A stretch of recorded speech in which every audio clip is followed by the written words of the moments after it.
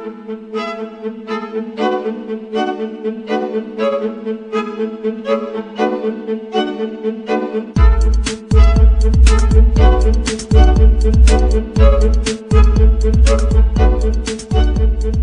me tell you about Codex Alimentarius. Let me define it for you. Let me help you understand the enemy. And let me assure you that absolutely nothing that I'm going to tell you is exaggerated, is interpolated, or is imagined. Everything I'm going to tell you is documented. And a great deal of it is documented on my website, which is www.healthfreedomusa, one word, healthfreedomusa.org. Let me back up and tell you that I've been watching Codex come toward us for about the last decade. And I've been watching the votes in Congress, which, God help us, is our bastion of support and protection against Codex, and I'll explain why that is. I've been watching the votes to protect our health freedom dwindle until finally in the 109th Congress, without a good deal of activity, we didn't have the votes to protect us. I've been watching Codex accelerate, and I've been watching it expand, and I've been getting more and more troubled. Let me give you a brief rundown of Codex then. After the Second World War, the Nuremberg tribunals were held, in which people who had committed crimes against humanity were judged by the world community in a court run by the United States and Britain, and they were sentenced to terms in prison if they were found guilty of crimes against humanity. One of the people found guilty of crimes against humanity was the president of a huge industrial megalith called I.G. Farben. I.G. Farben produced the gas used in the gas chambers, Zyklon B. They produced the steel for the death camps and the railroad lines. They produced the munitions, they produced chemicals, they produced all kinds of stuff.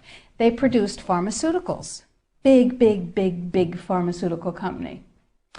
So the president of I.G. Farben was convicted of crimes against humanity. Now, he's a sort of artistic fellow and creative. He was the one who was responsible for the slogan that people saw as they entered Auschwitz, usually for the last time. Arbeit macht frei. Work brings freedom. Creative sort of fellow. So he was sitting in jail and he said, well, that didn't work. What else can we do? I've got it. Food. He who controls food controls the world. So when he got out of jail, he went to his UN buddies and he said, have I got an idea for you? If we take over food worldwide, we have power worldwide. And his UN buddies said, cool idea. And so they created a trade commission. That's a very important pair of words, a trade commission called the Codex Alimentarius Commission. It is not a public health commission. It is not a consumer protection commission. It is a trade commission. Trade is about what? Money. Business. Trade is about profit. Well, they said in 1962, we're going to work toward total global implementation of Codex Alimentarius on December 31st, 2009. Long term. And they set up a bunch of committees on fish and fishery, fats and oil, fruits and vegetables, ground nuts, nutrition and foods for special dietary uses, and so on. There are currently about 27 Codex Committee. There are regional organizations. There are task forces and so on. So it's a huge bureaucratic monstrosity. It's immense. Codex has promulgated well over 4,000 guidelines, standards, and regulations on everything which can legally be put into your mouth, with the exception of pharmaceuticals. They are not part of Codex. Important. Now, Codex standards have no legal weight whatsoever. Zero. So who cares about them? They're just standards. So we're talking about an industry-dominated, regulation-setting organization. But if it has no legal standing, who cares, right? Here's the history of Codex Alimentarius before 1962. The Austro-Hungarian Empire said, we need rules by which the courts can rule on cases involving food. So we'll have regulations and rules that the courts will enforce. That's how they get their weight. That was called the Codex Alimentarius, and it was put into place around 1893 and lasted until the end of the Austro-Hungarian Empire in the First World War. So the idea was there in the Germanic tradition. We need rules, lots of rules, lots and lots of rules. We need a lot of rules. Let's have rules for everything to do with food. So it was sort of a natural extension for the German industrialists to say, we'll go back to the good old days of Codex Alimentarius, back when we had them in the Austro-Hungarian Empire. Cool. So they started promulgating their rules and regulations, and they were voluntary. They were sort of guidelines. Now, Codex Alimentarius Commission is administered by the World Health Organization, WHO, and the FAO, the Food and Agriculture Organization. They fund Codex and they run it at the request of the UN. So they're mommy and daddy to Codex Alimentarius. And that's very interesting because they're supposed to be about health and food worldwide. Some conflicts of interest that we'll talk about. So Codex started promulgating regulations and rules, and the way that's done is that the committees work up a rule, a standard, a guideline, a regulation, and then they get it to what's called Step 8, which is the final step in their administrative process, and then it's presented to the Codex Alimentarius Commission for ratification, like the Vitamin and Mineral Guideline was presented to the Codex Alimentarius Commission on July 4th this past summer. It was ratified, it was approved by consensus, and it is now, despite the propaganda that you're going to hear, if you ever hear about it in the media, it is now mandatory upon any member country of the WTO, the World Trade Organization. Well, what in the world do they have to do with it? And the answer is everything. The World Trade Organization, you see, accepted Codex when the World Trade Organization was formed in 1994. Okay? They said, well, how are we going to decide trade disputes around food if we don't have a set of rules? I know. We'll accept the Codex Alimentarius rules. And all the members of the WTO worldwide will, get ready for an Orwellian term, harmonize with our standards, with the Codex standards. Harmonize. I suggest you capitalize the first 4 letters in your mind. So everybody's supposed to harmonize with Codex. And when they harmonize with Codex, then if they get pulled into the World Trade Organization dispute resolution process, they have a chance of winning. Because, here's the kicker. You ready for this one? If 2 countries go into the World Trade Organization dispute resolution process, and one of them is Codex compliant, and one of them is not Codex compliant, the one that is Codex compliant automatically wins regardless of the merit of the case. People are using Codex compliance as a weapon in a much bigger economic battle. So, every country in the world is racing to do what? To become Codex compliant. So, in the United States, the situation is, okay, how do we become Codex compliant when we have laws that protect us? And you have to remember that Codex does not serve consumer well-being, does not serve health. It serves what I call the 5 bigs. Big Pharma, Big Chema, Big Biotechna, Big Agribiz, and Big Medica. Little you and little me are not served by Codex in the least. So before we go forward and talk about the rest of what has to happen, let's ask what Codex does. You probably all know about the vitamin and mineral guideline that was ratified on July 4th.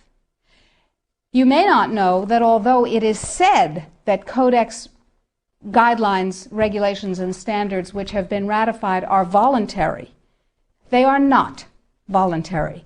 That is known as a lie. They are mandatory, but they are not fully mandatory until December 31st, 2009. They're sort of kind of a little bit mandatory now, and they're totally mandatory then.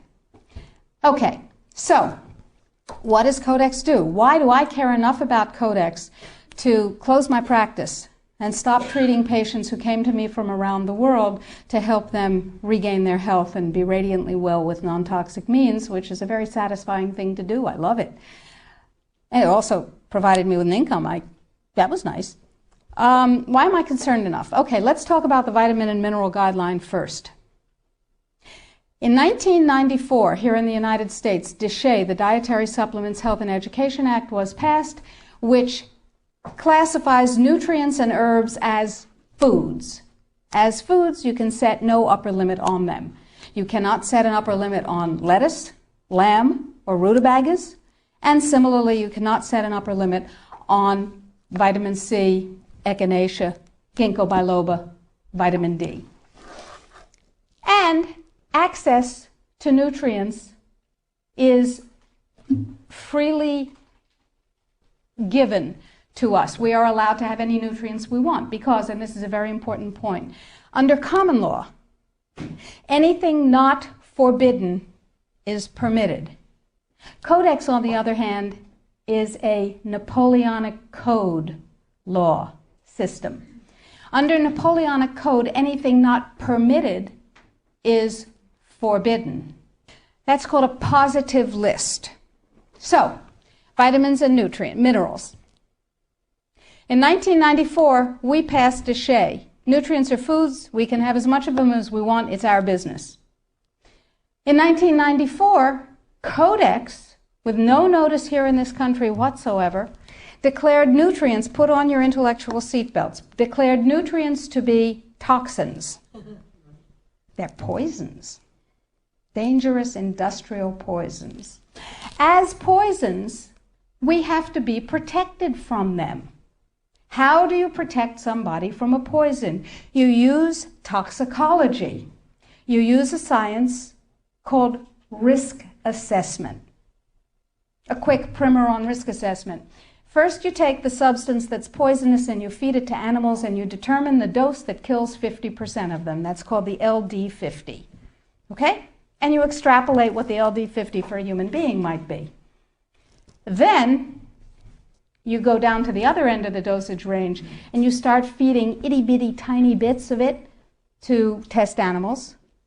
And you come up with the largest possible dose, the maximum permissible upper limit, that can be fed to an animal before a discernible impact is shown. Okay? No discernible impact. Then you divide that by 100. That's how they do it in risk assessment. And now you've got a safety margin. So you've got 1/100th of the dose that can be given, the largest dose that can be given with no discernible impact. Okay? Nutrients under Codex not only are limited to those nutrients on the positive list, and we anticipate there will be 18 of them, and they do not include CoQ10, glucosamine, chondroitin sulfate. They do include fluoride, which, to my knowledge as a physician, has absolutely no biological benefit whatsoever. But it does make people complacent.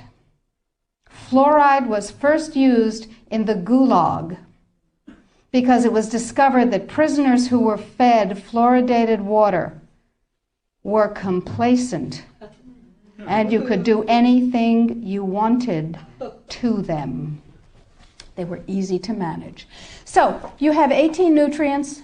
You have itty-bitty, teeny-weeny, little-bitty doses that are determined scientifically to have no effect on any human being. Now, in this country, we have a problem. We have DSHEA. We got to get rid of DSHEA in order to harmonize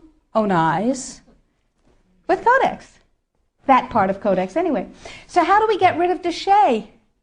We attack it legislatively, of course. And there are 5, count them, 5 bills currently before Congress designed to overturn, gut, invalidate, and otherwise get rid of DSHEA. Because once DSHEA is gone, we can harmonize with a vitamin and mineral guideline. So what we're talking about is waking up one morning and being very surprised to find that high-potency, therapeutically effective, clinically significant nutrients are now illegal in the way that heroin is illegal. Not available with a prescription, illegal. If these nutrients have any impact on the human body, they are illegal. That's just the vitamin and mineral guideline. Let's talk about milk. We have recombinant bovine growth hormone, and now we can choose milk with it or milk without it, butter with it, butter without it, right? Not under Codex, because under Codex, every dairy cow on the planet must be treated with Monsanto's recombinant bovine growth hormone. Furthermore, under Codex, every animal used for food on the planet, whether it has fins, feet, or feathers, every animal on the planet must be treated with subclinical antibiotics. Must be treated with subclinical antibiotics and must be treated with exogenous growth hormones. Codex requires, mandates that all food be irradiated unless it's eaten locally and raw. All food, including organic food, of course. So is it organic afterwards? Well, of course, the organic standards are incredibly low. The organic standards allow a farmer to use veterinary drugs, including growth hormones, antibiotics, etc., on animals, and then at his whim reclassify them as organic. But farmers are our friends, and they would never do that, right? Right. Codex sets limits for the dangerous industrial chemicals that you can have in your food. And the limits are incredibly high. Go to Codex Alimentarius, do a Google search, and look, there are drop-down menus at the top of the official Codex page. Look at the toxins and the veterinary chemicals and the levels that are set. They are terrifying to me. Terrifying. The names of the chemicals that are permitted and the amounts of the chemicals that are permitted are terrifying to me. Why am I terrified? Well, perhaps I'm just a cowardly person. It's possible. Think about this. In 2001, 176 countries, including the United States, got together and they said there are 12 really bad organic chemicals. They're called POPs, persistent organic pollutants. There are a lot of them, but there are 12 that are so bad that nobody could disagree that those 12 POPs had to be banned worldwide. 9 of the 12 worst organic chemicals known are pesticides, not surprisingly, because they kill things. And, of course, we have many processes and enzyme systems that are very much like insects and other pests, so they're not too good for us. But Codex has different ideas. Codex has brought back 7 of the 9 forbidden POPs that 176 countries banned worldwide. Dieldrin, aldrin, hexachlorobenzene. And the food that is imported from other countries that contains these substances cannot be stopped at our borders because otherwise it would be, God forbid, a trade violation. That's how Codex works. Codex, according to the World Trade Organization and the Food and Agriculture Organization joint projections. Now, I didn't make this up. Please, if you unfastened your intellectual seatbelts, put them back on again.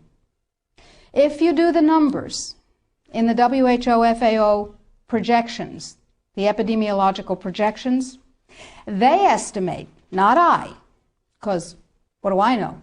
They estimate, they're the experts, that just the vitamin and mineral guideline alone, when it goes into global implementation on December 31st, 2009, will result in a minimum of 3 billion, that's B, bad, big, billion deaths.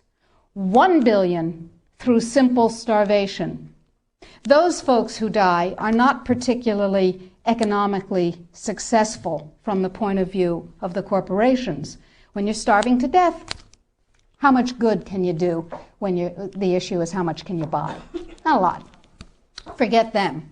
But the next 2 billion, they will die from the preventable diseases of undernutrition. Cancer, the single most profitable condition ever known to humankind.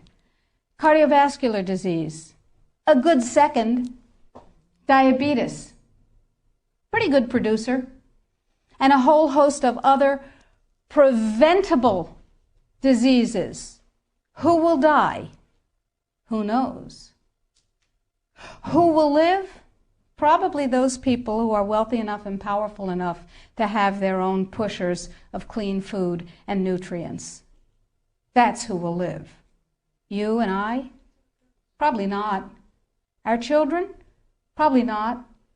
Our grandchildren? Probably not. So we're talking about food regulations that are in fact the legalization of mandated toxicity and undernutrition. It will be illegal if there's a famine in, wherever there's a famine, to ship high nutrient density biscuits to that country. And it will be illegal to distribute them. That's what we're talking about. Codex is big and it's bad, but it's not invulnerable. So the point is that we have to protect ourselves, and I believe that we have to regain global leadership, which we have lost, surrendered, squandered, sold. No global. No, we have. We have sold. Just joining the World Trade Organization surrendered our sovereignty. However, parenthetically, I have a team of constitutional lawyers looking at the following question. Are we members of the WTO? Because if you remember from high school civics, the way you get a treaty to be a real treaty is to have it ratified by a 2/3 majority of the Senate. And the way we got into the WTO was they passed a law allowing Bill Clinton to fast-track us into the WTO. That's not a treaty. We are not in the WTO. All right. Yeah. Now, that's a piece of the battle. Tell George. We will tell George, but I don't think he's going to be relevant by the time we tell him. So that's a piece of it, but that's not going to save our lives right now, because do you know, picture in your mind a wasp or a bee trap where the insect voluntarily goes down the funnel and then can't get up out of the trap again? That's Codex. A regular law can be overturned, it can be repealed, it can be corrected by another piece of legislation. But once we become Codex compliant in any area, as long as we're members of the WTO, it can never be repealed because we have lost the sovereignty to become un-Codex compliant as long as we're in the WTO. So it's like going down that funnel and not being able to get up out of it. So it's very important that we make sure that we do not become Codex compliant. But then we'll be hit with all those big trade sanctions and the country will be destroyed economically, right? No. Remember surprise? One of the principles of war? Remember mass, where you take your strength and put it against the enemy's weakness? Well, here's what we've done. We have a team of lawyers who have spent hundreds of hours with us pro bono. These are good guy lawyers. These two gentlemen and we have spent hundreds of hours studying Codex, understanding its weaknesses, a lot of weaknesses, and constructing a strategy which will take the sucker down. It will take it down. But I need you. You are people that other people come to for information about safe, healthy food and nutrients. You are ready-made dissemination points. You are the 1,000 million, 100 million points of light. Here's what is happening. Every country in the world has to be Codex compliant in order not to get hit by WTO trade sanctions, as I told you, if they're members of Codex in the WTO. And there are a few countries that are not, but I guarantee you they're not of any major significance. So, the question is, what does Codex compliance mean? Well, most people, most countries, most legislators believe that it means they have to adopt as their national standard on that particular subject what Codex ratified. But that's not the case any more than we're in the WTO. That's not the case either. What it means is that the format, the issues, and the subjects covered by a Codex guideline, standard, or regulation have to be addressed in the country's guideline, standard, or regulation on the same topic. So, what we have done is create the first of many alternative Codex guidelines. You can go to our website, www.healthfreedomusa.org, and you will see a little button on the upper right-hand side that says, Sign the Citizens Petition. Now, to briefly digress, a citizen's petition is not like a grocery store petition that you sign and you bring to somebody and you say, I have 200,000 signatures, and they dump it in the wastebasket, because in their mind, it's one signature, you and your friends wrote 200,000 names. No, it is a legal challenge to the policy of the United States government on Codex. It's called a citizen's petition. It's a legal challenge. We're suing the United States government, saying what you're doing is illegal, folks. Let us tell you how. We want hearings of fact. We want redress. We want correction. If we get what we want, that's dandy. If we don't get what we want, we have gone through a process called exhausting administrative remedies. We have made the case ripe for court. Okay, so I need you and everybody you know to sign this citizen's petition saying this is a bad policy, en masse. And you do this on the web, and you'll see the instructions, and we present the thousands and thousands and thousands of actual physical pages that we print out with people's signatures to the U.S. Codex Office and to the FDA, and they don't like that at all. But that's okay. However, this time, this is the Second Amendment of the Citizens Petition that we're asking you to sign.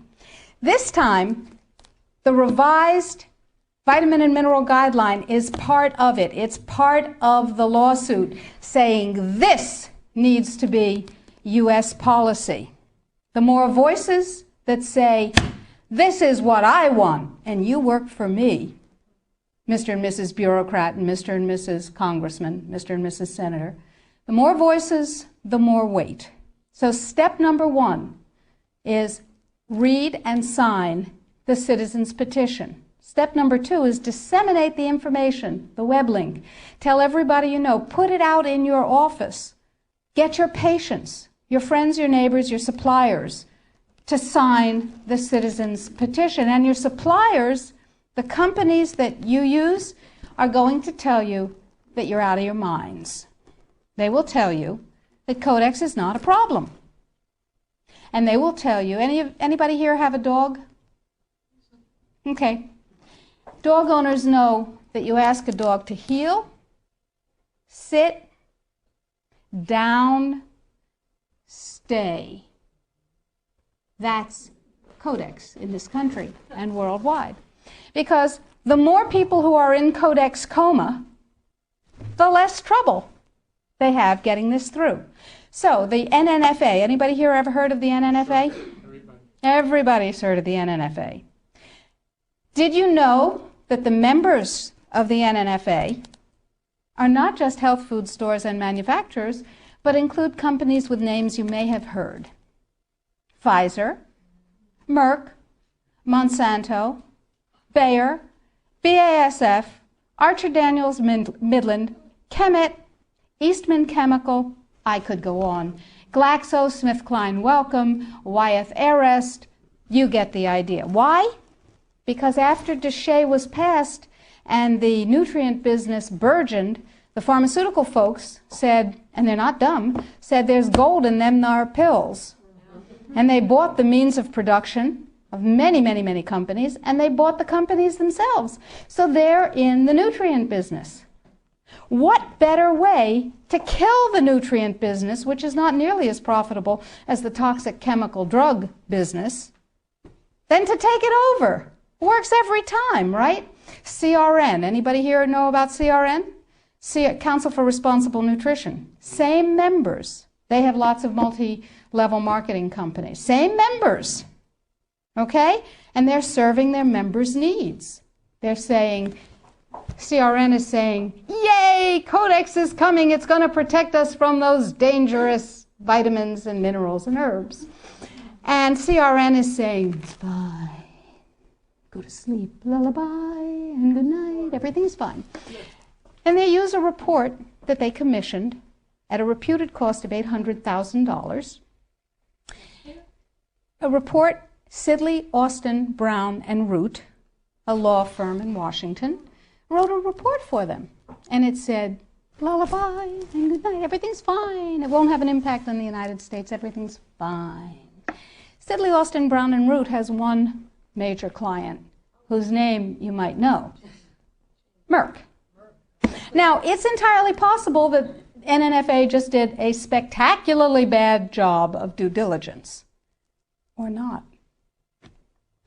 Anyway, the report says everything's fine, everything's dandy, no problem, we've got DSHEA. Yeah, sure we do. Now let's talk about Australia. Remember, 5 laws before Congress to overturn DSHEA. And you can write to Congress on the website. The click of a mouse. I call it riding the freedom mouse. It's called security. Now, Congress uses a multiplier of 13,000 to 1. Every email, fax, phone call, letter. Don't write letters. They get decontaminated. They never get to Congress. Every email, fax, and phone call counts as 13,000 constituent opinions. They figure that if you write a letter or send an email, there are 12,999 lazy lunks who can't bother to get to the computer terminal to do the same thing, but they feel the way you do. Interesting. That's power, my friends. That's power. That's 13,000 to 1. So suppose we have 1 million people. Suppose we have 10 million people.